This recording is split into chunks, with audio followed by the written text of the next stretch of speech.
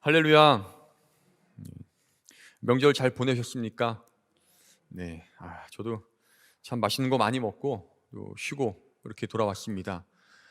주님께서 또 우리의 삶과 우리의 인생 가운데 함께 하시는 줄로 믿습니다. 때로는 우리가 이해할 수 없고 받아들일 수 없는 일도 생기고 또 우리 생각으로 이해하기 좀 어려운 일도 있지만, 그러나 그 가운데에서도 하나님께서 역사하시고 또 우리가 알지 못하는 정말 크고 비밀한 길로 인도하시는 줄로 믿습니다. 오늘 이 말씀을 보면 아무래도 정말로 유명한 말씀이기 때문에 본문 읽으시고 제목 한번 딱 보시면 결론이 나오시는 분들도 계실 거예요. 아마 수도 없이 많은 상황 속에서 이 말씀을 들으셨으리라 생각이 됩니다. 그러나 한 번 더 복습하신다는 마음으로 이 말씀 묵상하면서 하나님의 뜻을 나눠보고자 합니다. 오늘 이 말씀엔 예수님과 또 한 율법교사가 등장을 합니다. 25절에서 어떤 율법교사가 일어나 예수를 시험하여 이렇게 물었습니다. 선생님, 내가 무엇을 하여야 영생을 얻으리까? 라고 묻는 거예요. 여기서 말하는 이 선생님이라고 하는 이 단어가 히브리어 원어로 찾아보니까 디다스 칼로스라는 단어입니다. 예수님을 선생님이라고 부르는 경우가 좀 많았습니다. 그런데 어떤 중요한 상황에서 선생님이라고 불렀느냐 하면, 베드로가 예수님을 처음 만났을 때 베드로가 예수님을 향하여 선생님이라고 부릅니다. 저 깊은 곳에서 그물을 내려보십시오 라고 말씀하시자 베드로가 처음에는 선생님, 제가 다 해봤는데 그래도 선생님 말씀에 한번 힘입어서 던져보겠습니다 라고 말하면서 선생님이라고 이야기해요. 그런데 거기서 쓰여진 이 헬라어 단어는 이 디다스 칼로스가 아니라 에피스타타라는 단어입니다. 이 단어하고는 조금 다른 선생님이라는 단어를 쓴 거예요. 그러니까 이 히브리어 언어에는 선생님이라고 표현하는 단어들이 여러 개가 있는데 그 중에 디다스 칼로스, 에피스타타라는 단어가 있습니다. 그런데 그 중에 어느 것을 더 존중의 의미로 쓰냐라고 생각을 한다면, 보통 에피스타타라고 하는 것은 예수님을 말할 때, 지칭할 때 좀 더 존경스럽고 좀 더 이렇게 좀 그렇다고 디다스 칼로스라는 단어가 저렴한 표현이라는 의미는 아닙니다. 그러나 굳이 따지자면 예수님을 부를 때는 보통 에피스타타라고 불러야 옳은 표현이에요. 그런데 이 율법교사는 예수님께 찾아와서 디다스 칼로스라고 부르고 있습니다. 이게 무슨 뜻이냐면 예수님을 구세주로 인정하지 않는다는 것입니다. 하나님의 아들로 당연히 인정하지 않는 거예요. 그냥 어떤 한 사람 중에 그냥 형식적인 존중의 표현이라고나 할까요? 선생님 이렇게 부르는 거예요. 저도 가끔 제가 만나는 모르는 사람들과 대화 나눌 때 선생님 그렇게 생각하지 마시고 라고 표현할 때가 있어요. 그냥 예의상 드리는 존중의 표현입니다. 이 율법교사는 예수님께 찾아와서 어떤 진심 어린 존중의 의미로 선생님이라고 부른 게 아니라 그냥 형식적인, 그냥 좀 표면적인 의미로 선생님이라고 불렀다는 것입니다. 왜 그랬을까요? 대적적인 그런 생각을 품고 있었기 때문이에요. 예수님을 그리스도로, 하나님의 아들로 인정하지 않았기 때문입니다. 그리고 무엇보다도 예수님을 시험하기 위해 그 자리에 찾아왔기 때문입니다. 예수를 시험하여 이르되 선생님, 내가 무엇을 하여야 영생을 얻으리까? 라고 묻습니다. 솔직히 율법교사가 영생 얻는 방법을 몰랐을까요? 알았을 거예요. 어떻게 구원받는지, 어떻게 영원한 생명을 얻는지 율법교사가 몰랐을 리가 없습니다. 모르면서 예수님을 시험하기 위해, 넘어뜨리기 위해, 쓰러뜨리기 위해 이 함정이 섞인 질문을 던지는 거예요. 그런데 당연히 아시다시피 예수님께서는요, 하나님의 아들이시기 때문에, 말씀의 근원 되시기 때문에 이 얄팍한 속임수에 넘어가지 않고 다시 물어보십니다. 예수께서 이르시되 율법에 무엇이라 기록되었으며 내가 어떻게 읽느냐라고 말해요. 요게 그냥 읽고 넘어가면 그럴 수도 있겠지만, 이 다시 묻는 그 대상이 누군지를 알면요, 이게 굉장히 아주 그냥 허를 찌르는 질문입니다. 누가 예수님께 와서 영생을 물었습니까? 율법교사가 온 거예요. 성경 읽고 쓰고 가르치고 외우고 답하는 사람입니다. 성경하면 율법교사예요. 율법교사하면 성경이에요. 그러니까 툭 치면 성경이 그냥 지금에야 이렇게 글로 다 나와 있고 어플로도 다 있어, 검색하면 다 나오죠. 옛날에 그런 게 어디 있겠어요. 있는 거 보려면 회당 가서 한번 읽어야 되고요. 이 사람들은 줄줄줄줄 외우는 사람들이에요. 그 중에 한 사람이 율법교사입니다. 율법교사가 영생에 대하여서 말씀을 안 읽었겠습니까? 누구보다 가장 잘 알고 있었겠죠. 왜 예수님 물어보시는 거예요? 율법에 뭐라 기록되었으며 내가 어떻게 읽느냐? 그걸 왜 나한테 물어? 네가 더 잘 알잖아. 이런 의미인 거예요. 그러자 이 율법교사는 이렇게 대답합니다. 27절에서 대답하여 이르되 내 마음을 다하며 목숨을 다하며 힘을 다하며 뜻을 다하여 주 너의 하나님을 사랑하고 또한 내 이웃을 내 자신같이 사랑하라 하였나이다. 두 가지로 답하죠. 하나님을 사랑하고 또한 이웃을 사랑하라라고 말합니다. 이게 성경에 나와 있는 아주 기본적인 율법 중의 율법이에요. 이 두 가지만 외우면 다 외운 겁니다.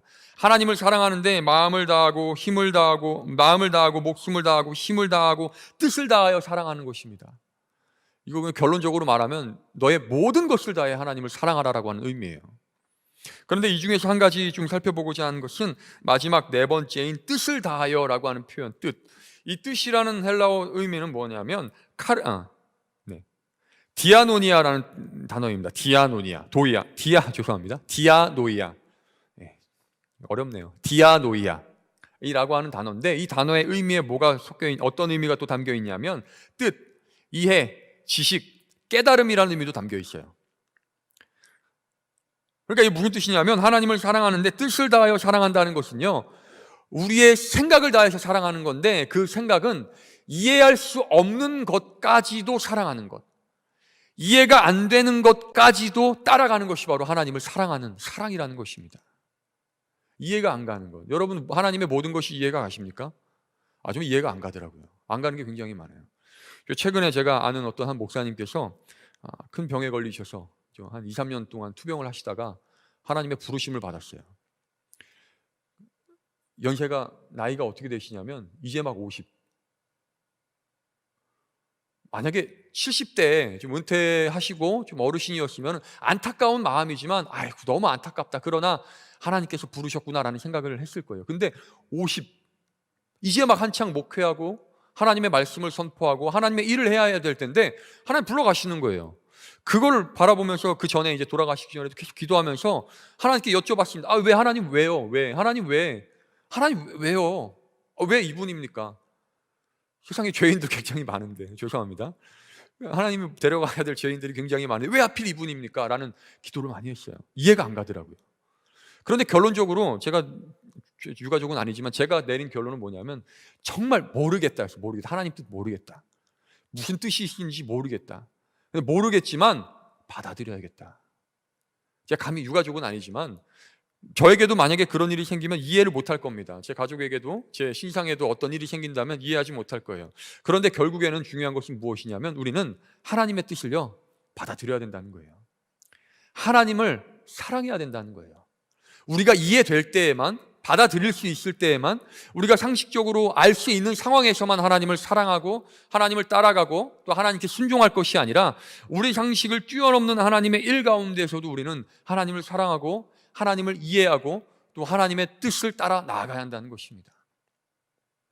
이 율법교사는요 하나님을 그렇게 사랑해야 한다는 것은 알았지만 그것을 아는 것으로 그치고 참된 그 안에 담겨있는 하나님의 마음은 알지 못했습니다. 그래서 예수님께서는요 그 사람에게 다시 한번 물어보시는 거예요. 당연히 못 알아들었으니까 그 가르쳐 주시기 위해서 이렇게 물으십니다. 내 대답이 옳도다. 이를 행하라. 그러면 살리라. 이 대답도 웃긴 거예요. 율법교사가 율법만 가르쳤을까요? 아니면 율법을 행했을까요? 율법 행했어요.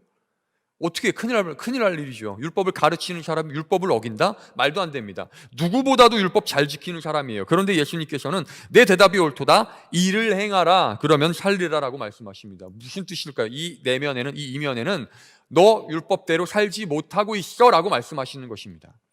율법교사, 율법을 외우고 가르치고 보고 듣고 배우는 사람, 가르치는 사람, 행하는 사람, 그 사람에게 율법을 행하라 라고 말씀하십니다. 여기까지 왔으면 좀 지혜롭고 겸손하고 주님의 뜻을 아는 사람이었으면 조금은 예수님의 말씀을 깨달았을 거예요. 그러나 아직 깨닫지 못한 이 사람은 다시 한번 예수님께 묻습니다. 그 사람이 자기를 옳게 보이려고 물음의 의도를 아시겠죠? 자기 자신을 드러내 보이는 거예요. 야, 저 사람 예리한 질문인데? 아주 지혜로운데? 우리가 알지 못하는 것을 잘 알고 있네? 라는 생각을 할 수 있을 만큼 예리한 질문을 던지는 거예요. 그러면 내 이웃이 누구입니까? 라고 묻는 것입니다. 여기서부터 예수님의 결론이 시작되죠. 예수님께서 대답하여 이르시되 잘 아시다시피 선한 사마리아인의 비유를 말씀하십니다. 어떤 사람이 예루살렘에서 여리고로 내려가다가 이 길을 찾아보니까 예루살렘은 대략 한 600m, 700m 좀 고지대에 있다고 해요. 그리고 여리고는 반면에 해수면보다 200m 정도 더 밑에 있는 낮은 지형이래요. 그래서 내려가는 지형입니다. 그리고 여리고라고 하는 도시에는요, 제사장들과 레위인들이 거기에 거처를 구하고 사는 경우가 많았다고 합니다. 그래서 실제로 그냥 비유만 말씀하신 게 아니라 실제로 예루살렘에서 자신의 사역을 모두 감당한 그 일정 기간 동안 제사장으로서 레위인으로서의 사역을 감당한 사람들이 다시 여리고로 돌아가는 경우가 많았대요. 그러니까 그냥 비유로 없는 일을 말씀하신 게 아니라 실제로 있었던 일들을 있을 법한 일을 말씀하시는 것입니다. 예루살렘에서 여리고로 내려가는 길에 한 사람이 강도를 만나서 거의 죽기까지 이르릅니다. 길도 실제로 험했다고 합니다. 지금도 우리나라도 예전에 대관령 옛길 같은 데 가보면 그런 설화가 있지 않아요. 주막에서 한두 사람이 이제 이 한양으로 가면 위험하니까 여러 사람을 모아서 일정 사람이 모이면 그때 출발했다는 이야기가 있더라고요. 산적 때문에, 목숨을 잃을까봐, 혹은 산짐승 때문에 안전한 여행을 위해서 그렇게 이동을 했다고 해요. 여기서도 마찬가지입니다. 그 길이 굉장히 위험한 길이에요. 강도도 많고 그리고 들짐승들도 많은 곳입니다. 이 사람은 한 사람이 갔는지 두 사람이 갔는지 모르겠지만 그 길을 가다가 강도를 만납니다.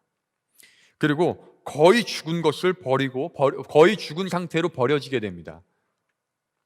그때 31절에서 이렇게 표현하는데 이 단어가 참 재밌더라고요.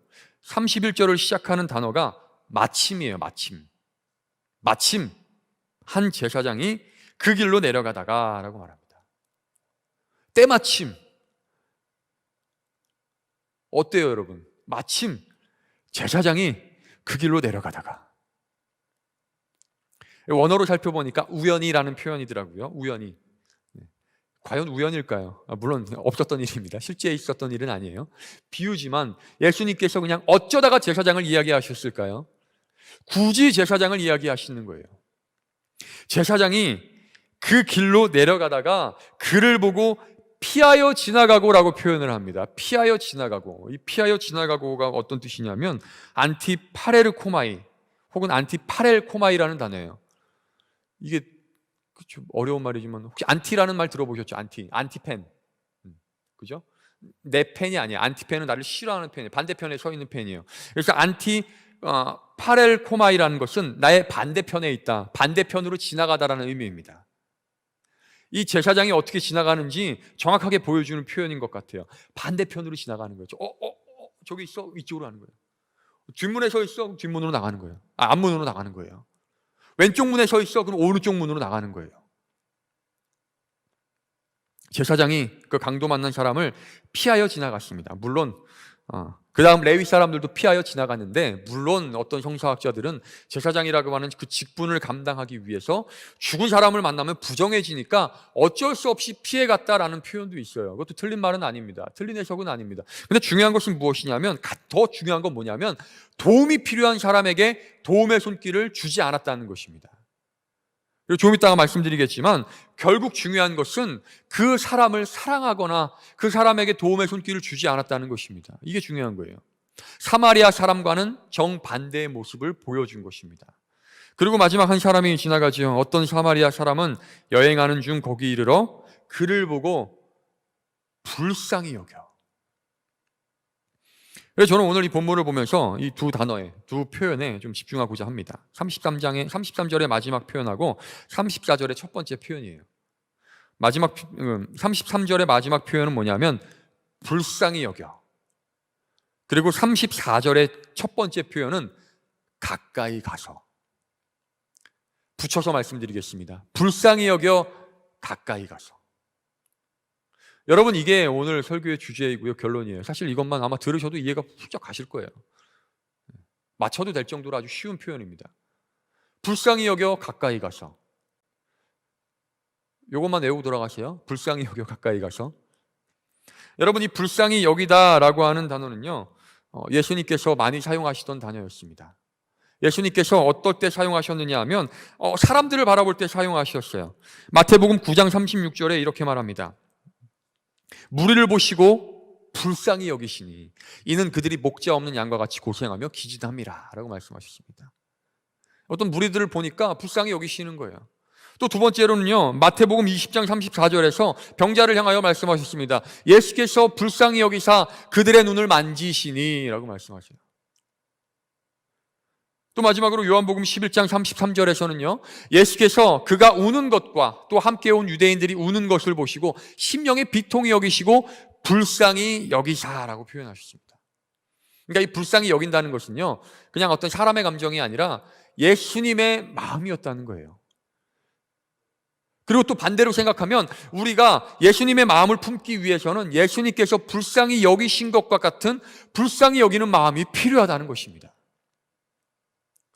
이거를 다른 말로 표현해 볼까요? 왜 불쌍히 여겼을까?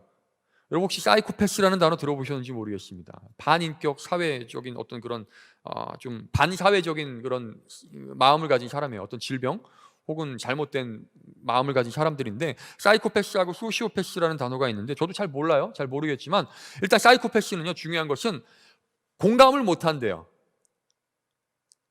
저 사람이 어떤 감정을 느끼고 있는지, 나로 인해서 어떤 아픔을 느끼고 있는지를 모른대. 그 이유가 뭐냐면 내가 감정이 없기 때문에. 내가 이게 맞는지 모르겠네. 여기 굉장히 깊게 공부하신 분이 계셔가지고 자신이 없네요. 하여튼 이 사이코패스라는 단어가 결국에는요, 공감 능력이 부족한 거예요. 여러분, 불쌍히 여긴다는 의미가 무엇일까요? 그 사람이 아파요, 맞았어요, 혹은 칼에 상처를 입었어요, 피를 흘리고 쓰러져 있어요. 이걸 보면서 피를 흘리네, 빨간색이네 이러고 지나가면 사이코패스인 거예요. 그러나 아파하고 피 흘려가고 누워있는 사람을 보면서 얼마나 아플까, 얼마나 힘겨울까, 얼마나 괴로울까로 느끼는 사람은요, 이 사람은 사이코패스가 아니라 공감할 수 있는 사람입니다. 감정을 공유할 수 있는 사람이에요. 예수님께서는 우리들을 바라보시면서, 인간을 바라보시면서 그렇구나, 이렇게 끝나는 분이 아니라 우리의 아픔을, 우리의 슬픔을, 우리의 괴로움을 함께 나눌 수 있는, 공감할 수 있는 분이었다는 것입니다. 그 예수님의 마음이라는 거예요. 여러분, 그럼 예수님께서 이 땅에서 하신 사역을 결국에는 한마디로 표현하자면 불쌍히 여기신 것입니다. 이 땅에 오셔서 사람을 불쌍히 여기시는 거예요. 불쌍히 여기시는 거예요. 아파하는 사람들, 힘들어하는 사람들, 괴로워하는 사람들, 눈물 흘리는 사람들을 보시면서 함께 아파하시고 함께 힘들어하시고 함께 눈물을 흘리시는 것입니다. 그리고 그 사랑의 완성이 어디에서 완성됩니까? 십자가에서 완성되지 않습니까? 여러분, 인간의 이 죄악을, 인간의 이 죄성을 공유하다 못해 오히려 그 죄악을 뒤집어 쓰시는 거예요. 예수님께서 이 땅에 오셔서 하신 사역을 아주 간단하게 표현하는 말씀이 있죠. 요한복음 3장 16절입니다. 요한복음 3장 16절 다 외우실 거예요. 함께 읽어볼까요? 시작. 하나님이 세상을 이처럼 사랑하사 독생자를 주셨으니 이는 그를 믿는 자마다 멸망하지 않고 영생을 얻게 하려 하심이라. 자, 여러분, 그러면 3장 17절 혹시 외우시는 분 계신가요? 외우시는 분들도 계실 텐데 아마 저도 잘 몰라요. 근데 3장 17절, 16절과 17절은요, 제 개인적인 생각으로 반드시 붙여서 읽어야 됩니다. 3장 17절도 함께 읽겠습니다. 시작. 하나님이 그 아들을 세상에 보내신 것은 세상을 심판하려 하심이 아니요 그로 말미암아 세상이 구원을 받게 하려 하심이라. 예수님께서 이 땅에 오신 목적은 뭐냐면 심판의 목적이 아니라는 것입니다. 사랑이요 용서가 목적이었다는 거예요. 사람들을 불쌍히 여기고 공감을 하다가 못해서 사람이 직접 되셔서 이 땅에 오신 거예요. 공감의 완성을 이루신 것이죠. 불쌍히 여기신 것을 완성하신 거예요. 예수님께서 이 자리에서 아무것도 모르고 예수님께 그냥 시험하기 위해 질문 몇 마디 던지는 저 율법학자에게 내가 이 땅에 온 목적과 하나님께서 예수 그리스도를 이 땅에 보내신 목적을 완벽하게 말씀하고 있는 것입니다. 무엇을 통해서요? 사마리아 사람을 통해서. 유대인들이 그렇게 경멸하고 인간 취급도 안 하고 사람 대접도 안 하는 그 사람들을 통해서 말씀하십니다. 그래서 이 말을 다 하고 나서 다시 묻죠. 이 세 사람 중에 누가 강도 만난 자의 이웃이 되겠느냐? 그러니까 사마리아인이요 라고 대답하면 쉬운데 굳이 그 말도 안 쓰고요, 자비를 베푼 자니이다 라고 대답을 해요. 입에 담기도 싫은 거예요. 여러분, 우리가 걸어가야 할 그리스도인의 길은요, 예수님과 같이 불쌍히 여기는 길입니다. 공감하는 길이에요. 아파하는 사람들하고 같이 아파하는 거고요, 괴로워하는 사람들하고 같이 괴로워하는 거예요. 그러면 여러분, 같이 아파하고 같이 괴로워하기 위해서 어떻게 해야 할까요? 아까 말씀드린 두 번째 우리가 집중해야 될 단어, 14장 첫 번째 단어 함께 보겠습니다. 그냥 제가 말씀드리면 34장 첫 번째 표현은 뭐냐면 가까이 가서. 가까이 가서. 가까이 가면 보여요. 어디가 아픈지, 어디가 힘든지, 어디가 괴로운지 보이는 거예요.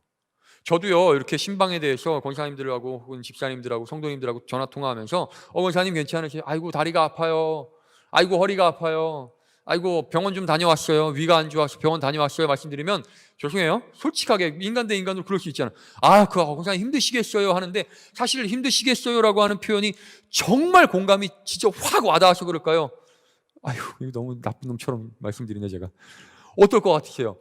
그것과 그냥 전화 통화하면서 권사님 힘드시겠어요, 제가 기도해 드릴게요, 이거하고 직접 신방 가서 혹은 병원 찾아가서 아이고 목사님 오셨어요, 애구구 하면서 무릎 짓추면서 일어나는 거 보고, 바닥에 못 앉아가지고 아이고 허리 아파 하면서 소파에 앉으시는 모습 보고, 직접 보는 거하고 전화하는 거하고 어디가 더 공감되겠습니까?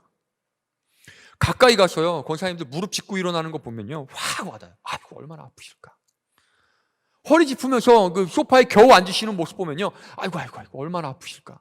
저 예배 자리에 오시는 게 얼마나 힘드셨을까. 그동안 얼마나 괴로우셨을까. 이 생각이 확 드는 거예요. 혹은 질병으로 힘들어하시는 권사님하고 전화 통화하는 것도 그런데, 직접 가서 병 안에 누워 계시는 것, 혹은 치료받는 모습, 혹은 좀 병색이 짙은 그런 모습을 보면요, 마음이 확 들어가요. 진짜 아프시구나, 괴로우시구나. 그 마음에 불쌍히 여기는 마음이 들어가는 것입니다. 여러분, 우리가 누군가를 불쌍히 여기기 위해서는요, 예수님의 마음을 품고 예수님처럼 불쌍히 여기는 마음으로 다가가서 그 사람들을 정말 돕고 그 사람들을 구원의 길로 인도하기 위해서는요, 가까이 가야 되는 거예요. 가까이 가야 됩니다.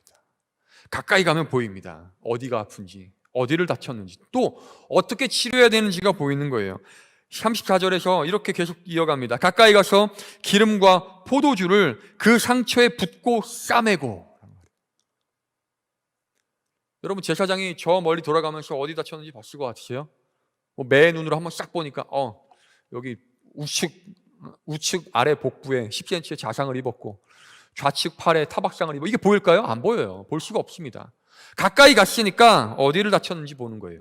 가까이 갔으니까 어떻게 치료해야 되는지를 보이는 거예요. 그 상처에 기름과 포도주를 붓고 싸매었다고 합니다. 그 당시에 민간요법처럼 치료하는 방법 중에 하나래요. 기름으로 상처를 이렇게 좀 고통을 좀 포도주로 소독을 하고 기름으로 고통을 완화시킨대요. 이거를 여행하는 사람들은, 먼 길 여행하는 사람들 항상 가지고 다녔다고 합니다. 이렇게 기름과 포도주를 그 상처에 붓고 싸매고 자기 짐승에 태워 주막으로 데려가서 돌보아 주니라. 여러분, 이 사마리아인의 모습을 딱 보면서 누가 그려지십니까?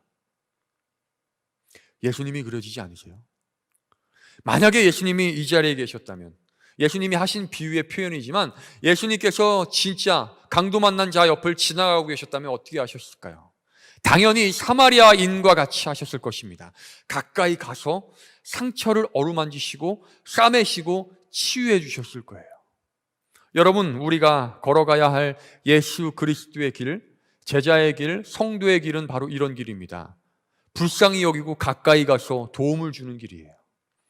그런데 이 길은요, 결코 중간에 멈춰서는 안 되는 길입니다. 35절에 그 이튿날 그가 주막 주인에게 데나리온 2를 내어주며 이르되 라고 말합니다. 그 이튿날이 이튿날이지만 다른 본문을 보니까 영어 성경 CEV, 현대어 영어 성경에는 다음날 아침이라고 표현하더라고요. 다음날 아침. 그리고 또 다른 어떤 사본에는요, 그날 새벽에라고 번역된 사본도 있대요. 그러니까 다음 날에 그냥 적당히 느지막이 일어나서 출발한 게 아니라 다음 날 아침 일찍이 출발했다고 봐도 무방하다는 것입니다. 이 사람은 뭔 소리냐면 바쁜 사람이었어요. 여유가 많은 사람이 아니라 굉장히 바쁜 사람이었어요. 바쁜데도 불구하고 그 사람을 데려다가 치유해주고 여간에 방을 잡아주고, 그리고 그 사람에게 다시 돈을 맡겨서 더 많은 치료의 과정을 이렇게 좀 제공해 주는 것, 이것만으로도 좀 벅찬데요. 그 뒤에 뭐라고 하냐면 35절의 후반에 보면 이 사람을 돌보아 주라. 비용이 더 들면 내가 돌아올 때 갚으리라라고 말합니다. 여러분, 예수님의 사랑은요, 마찬가지로 끝까지 가신 사랑이었어요. 예수께서 자기의 사람을 사랑하시되 끝까지 사랑하시니라. 예수님의 십자가는요, 중간에 지담한 십자가가 아니라 끝까지 지신 십자가였습니다. 매질 몇 번 당하시고 야, 이 됐다, 야, 이 정도면 충분하다, 이게 아니고요, 왼쪽 손 딱 받고 야, 이 됐다, 야, 충분하다, 여기만 박으면 됐지, 이게 아니라요, 끝까지 가신 사랑이라는 것입니다. 우리도 배워야 될 사랑의 모습은 끝까지 가는 사랑이에요. 이 사마리아 사람은요, 묘한 주인에게 맡겨서 돈 몇 푼 쥐어주고 됐죠? 이 정도면 충분히 치료할 수 있겠죠? 다 치료해주고 보내주세요, 나는 갈게요. 간 게 아니라 갔다가 다시 돌아오는 길에 또 들려서 잘 치료가 되었는지, 건강을 회복하였는지, 이 사람이 어떤 삶을 살고 있는지를 돌아보는 사랑, 그것이 바로 예수님의 사랑이라는 것입니다. 37절에서 예수님께서는 이렇게 결론을 내립니다. 가서 너도 이와 같이 하라. 이게 원어 표현상이요, 권고가 아니에요. 여러분들도 마음이 되시면 그렇게 하십시오, 이런 권고가 아니에요. 이 말은요, 이 원어의 의미는 명령이었습니다. 예수님께서 가서 너도 이와 같이 하라라고 하는 이 의미에는요, 반드시 해야 되는 명령이 담겨 있다는 것입니다. 예수님께서는 우리가 그냥 그렇게 살기를 원하시는 것 정도가 아니라 우리에게 그런 삶을 명령하시고 또 요구하신다는 것입니다. 이제 우리가 주님의 사랑을 받지 않았습니까? 중간까지 가는 사랑이 아니라 정말 큰 사랑 받았어요. 얼마나 큰 사랑 받았습니까? 돌아보면 정말 눈물 없이는 그냥 고백할 수 없어요. 우리 같은 죄인, 나 같은 죄인 살리신 주님의 놀라우신 사랑하심. 정말 죄는 저도 얼마나 많이 졌는지, 겉으로는 설교를 하면서 입으로는 말씀을 선포하면서 이 마음 가운데 얼마나 더러운 것들이 쌓여 있는지, 그런 죄인 사랑해 주시고 용서해 주시고 세워주신 분이 예수 그리스도의 사랑 아닙니까? 그 사랑을 받은 자로서, 그리고 끝까지 사랑하심을 누리는 자로서 이제 우리는 예수님의 마음을 품고 우리의 이웃들에게, 나에게 이웃이 되어줄 사람이 아니라 내가 이웃이 되어줄 사람들에게 가까이 가서 그들에게 사랑을 베풀어야 될 줄로 믿습니다. 여러분들의 삶이 그렇게 주님의 사랑을 실천하는 복된 삶이 되시기를 바랍니다. 주님의 말씀을 행하시고 이루시고 정말 많은 사람들에게 야, 진짜 예수님 믿는 사람은 달라도 뭐가 다르구나 라는 그런 칭찬을 통하여서 하나님께서 영광 받으시는 복된 삶이 되시기를 바라겠습니다. 이번 한 주 동안 또 불쌍히 여기는 마음으로 가까이 가셔서 더 많은 주님의 일을 행하시기를 바라겠습니다. 기도하겠습니다.